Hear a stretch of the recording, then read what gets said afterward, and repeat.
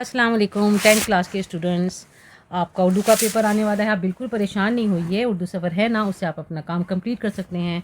और अगर आपको कुछ लेसन्स का जो है आपको वीडियोस नहीं मिले हैं, आपका काम रह गया है, तो हम जल्दी जल्दी आपको समझा देंगे। हम क्विक रिवीजन करेंगे अपने लेसन्स की, जो हमारा सिलेबस है। ठीक है, सिलेबस तो आपके पास है ही, जो लेसन आने वाले हैं। तो ये हम लास्ट के लेसन्स पहले ले लेते हैं, जो थोड़े आपको मुश्किल लग रहे होंगे। ये है काठ का घोड़ा। ठीक है, आपकी किताब में पेज नंबर है 85 यानी 85। तो उससे पहले जो जिन्होंने लिखा है रतन सिंह, 1927 इनकी डेट लिखी हुई है, ये याद कर लीजिएगा। और ये याद करें कि काठ का घोड़ा लिखा है रतन सिंह ने। रतन सिंह कस्बा दाऊद, तहसील नारोवाल, ज़िला सियालकोट में पैदा हुए। ठीक है, एक मुकामी स्कूल में मैट्रिक तक तालीम पाई। तकसीम वतन के बाद हिंदुस्तान चले आए। 1962 यानी 1962 में ऑल इंडिया रेडियो में प्रोग्राम एग्जीक्यूटिव की हैसियत से मुंसलिक हुए। मुंसलिक का मतलब है जुड़े रहे, मतलब काम करते रहे। अपनी मुलाजमत के दौरान उन्होंने जालंधर, भोपाल, लखनऊ, जबलपुर और श्रीनगर वगैरह शहरों में क़याम किया। अच्छा, ये बात आपको समझ में आ गई। सियालकोट जो है वो पाकिस्तान में है, और जब वो हुआ पार्टीशन हुई, मतलब तकसीम वतन के बाद वो हिंदुस्तान चले आए। जैसे हिंदुस्तान से कुछ लोग पाकिस्तान चले गए, पाकिस्तान से हिंदुस्तान आ गए, तो ये हिंदुस्तान आ गए थे।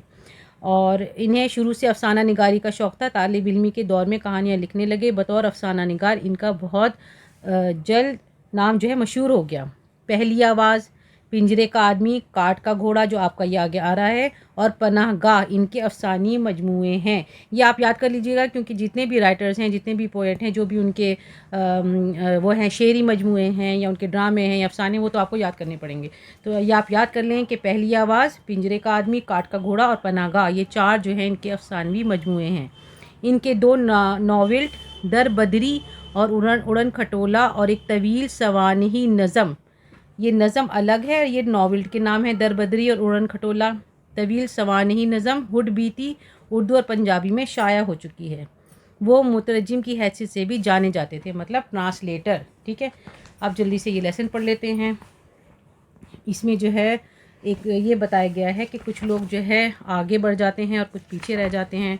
इसमें बस यही बात बताई गई है कि हमें उन असबाब की तह तक पहुंचना चाहिए कि ज़िंदगी की दौड़ में कुछ लोग बहुत आगे क्यों निकल जाते हैं और कुछ लोग बहुत पीछे रह जाते हैं। अगर हमें तरक्की और पिछड़ जाने के असबाब का इल्म हो जाए, तो फिर हम आसानी से अपनी कमज़ोरियों पर काबू पा सकते हैं। और इसमें जो अल्फाज मायने दिए गए हैं वो अच्छे से समझ लीजिए, याद कर लीजिए। काठ का घोड़ा, लकड़ी का घोड़ा। वफ़द का मतलब है नुमाइंदों की जमात। रोड मार्च, हुक्म न मानने पर फ़ौज की पीठ पर भारी बोझ लदवाकर सड़क पर दौड़ाया जाना, मतलब ये सज़ा है। बेनियाज, बेपरवाह, साकित, बेहरकत, सवांग, खामोश नकल, रूप बदलना। बरस का मतलब है बरखिलाफ़, महज का मतलब सिर्फ, और मुकर्रर का मतलब तयशुदा। चलें, अब हम जल्दी जल्दी सवाल जवाब कर लेते हैं। इसमें जुमले हैं और वो खाली जगह है, खाली जगह चलें हम यही कर लेंगे। सारी दुनिया की डैश धीमी पड़ गई, इसमें क्या आएगा? इसमें आएगा रफ्तार। नंबर 1 में आप लिखिए रफ्तार। और खिलौनों के सामने उसका काठ का घोड़ा डैश बेजान था, इसमें आएगा साकित, साकित बेजान था।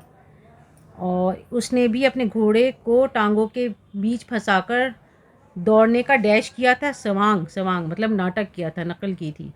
वो बेजान काठ का घोड़ा उसकी डैश से चिपक कर रह गया था, उसकी शख्सियत से चिपक कर रह गया था। नंबर 4 में ये आएगा, उसके पाँव में डैश आए तो ज़िंदगी आगे बढ़े, हरकत। ठीक है, ऊपर देख लेते हैं और क्या क्या चीज़ें हैं आपके। ये जुमले हैं, इसमें कतार का जुमला और रफ्तार, कैफियत, फ़ख्र, दुश्वार और हरकत। चलें ठीक है, फिर हम जल्दी जल्दी अपना काम कंप्लीट करते हैं। इसमें जैसे ये आपको थोड़ी सी ग्रामर है, ये समझ लीजिए। टेंस होते हैं जैसे इंग्लिश में, और इसमें होते हैं ज़माने के किस्में होती हैं। स्कूलों और कॉलेजों के ज़्यादातर बच्चे खुश हैं, उनके पास रस्सी के सहारे घूमने वाले रंगीन लट्टू थे। कुछ एक को अफसोस भी है कि उनकी पढ़ाई पीछे रह जाएगी। किसी में गी आ रहा है, किसी में थे, किसी में है। इसी से जो है हमें पता चलता है कि जुमला क्या है, कौन सा है। पहला जुमला हैं पर ख़त्म होता है, जो मौजूदा ज़माने की तरफ इशारा करता है, यानी प्रेजेंट टेंस। जहाँ ऐसी हालत और कैफियत वाक़ होती है उसे हाल कहते हैं।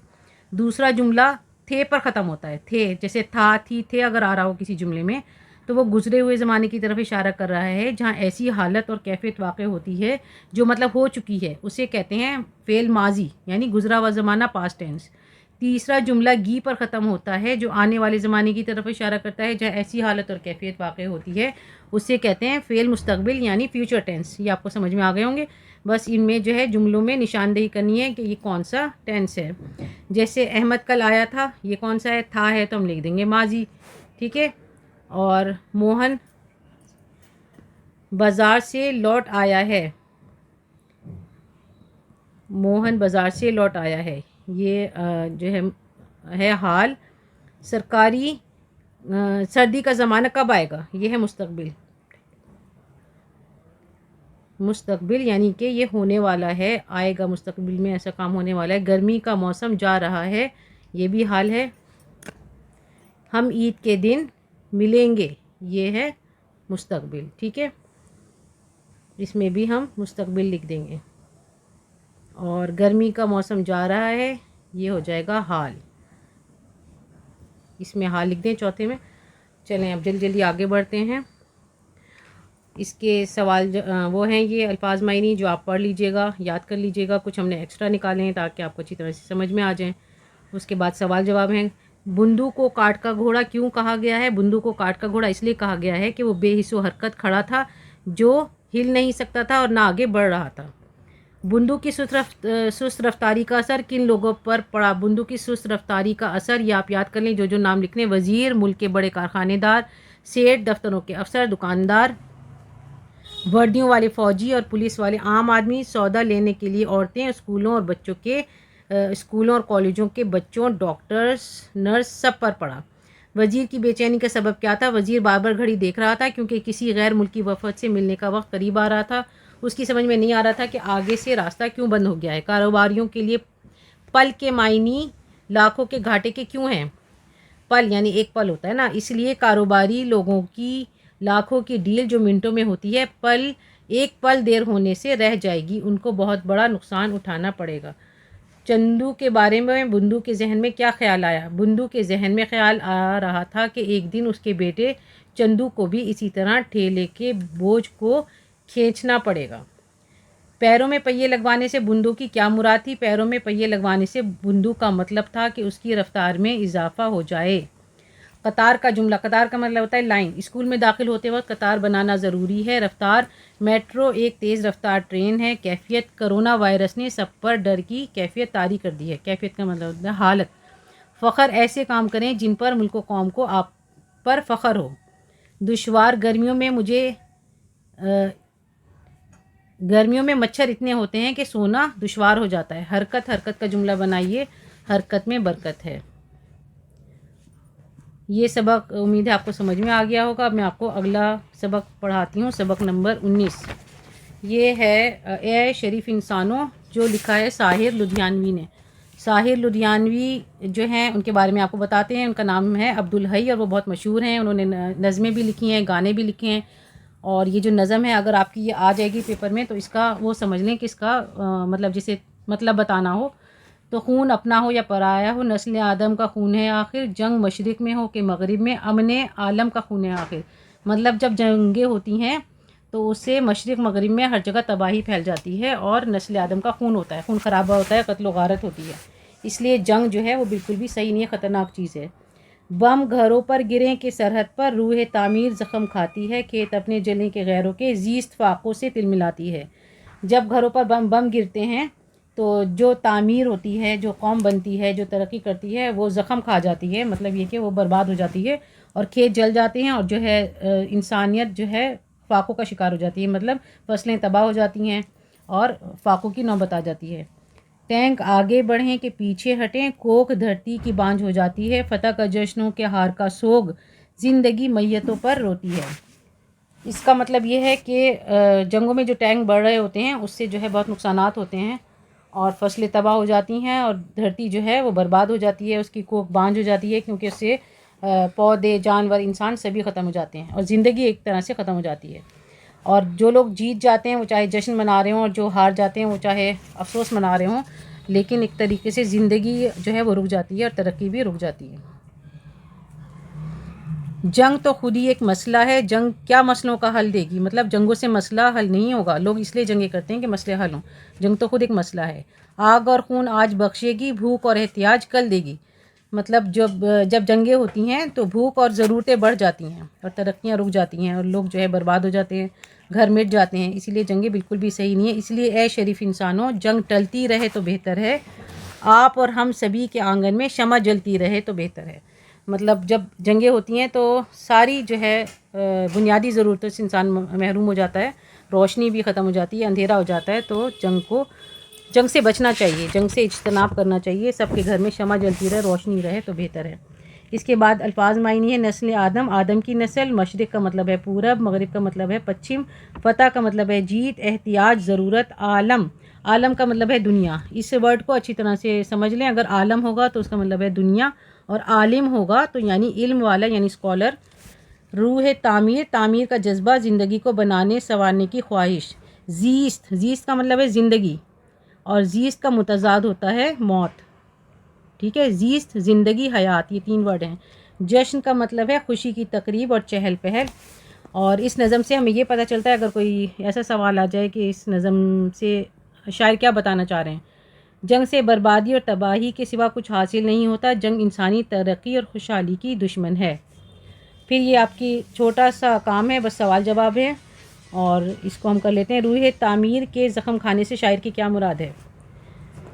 اور دھرتی کی کوکھ بانجھ ہونے سے کیا مطلب ہے؟ شاعر نے جنگ کو امن عالم کا خون کیوں کہا ہے؟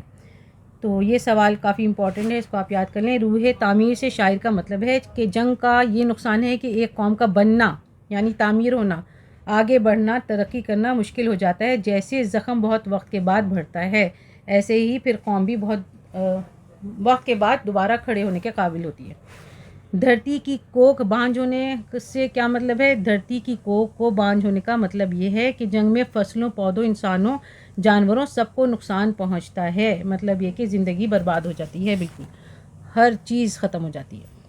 شاعر نے جنگ کو امن عالم کا خون کیوں کہا ہے؟ یہ بھی سوال امپورٹنٹ ہے کہ شاعر نے جنگ کو امن عالم کا خون اس لیے کہا ہے کہ جب جنگ شروع ہوتی ہے تو وہ پوری دنیا کو اپنی لپیٹ میں لے لیتی ہے، پوری دنیا کا مسئلہ بن جاتی ہے، بڑھتی چلی جاتی ہے، ختم ہی نہیں ہوتی۔ انسانیت کے ساتھ چین امن کا بھی خاتمہ ہو جاتا ہے۔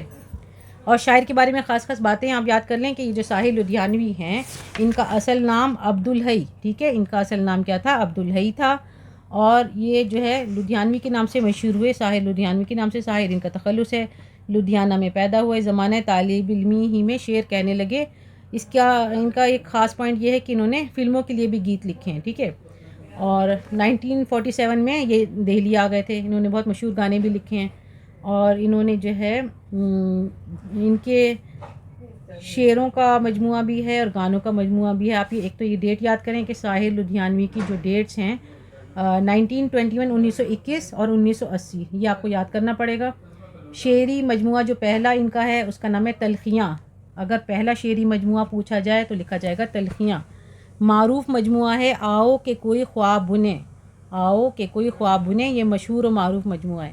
اور جو انہوں نے فلمی گیت لکھے گاتا جائے بنجارا، ٹھیک ہے، یہ آپ کو یاد رہے گا، اس میں گاتا لفظ آ رہا ہے تو وہ گانے ہیں اس میں، اسی لیے یہ مجموعے کا نام ہے گاتا جائے بنجارا۔ طویل نظم بھی انہوں نے ایک لکھی ہے جو کافی مشہور ہوئی تھی، جس کا نام ہے پرچھائیاں۔ یہ ساری آپ یاد کر لیجئے۔ چلیں، اور یہ لیسن ختم ہو گیا، اس میں جو ہے تھوڑا سا ہی کام تھا، آپ اس کو اچھے سے تیار کر لیں۔ اچھا، جو آپ کے لیسن 2-3 رہ گئے ہیں ان کی آپ فکر نہیں کریں، آپ رات میں یا صبح اردو سفر پر چیک کر سکتے ہیں، آپ کو پورا کام مل جائے گا اور اس سے آپ کی اچھی تیاری ہو جائے گی۔ اردو سفر کو لائک، شیئر، سبسکرائب کیجیے۔ اللہ حافظ۔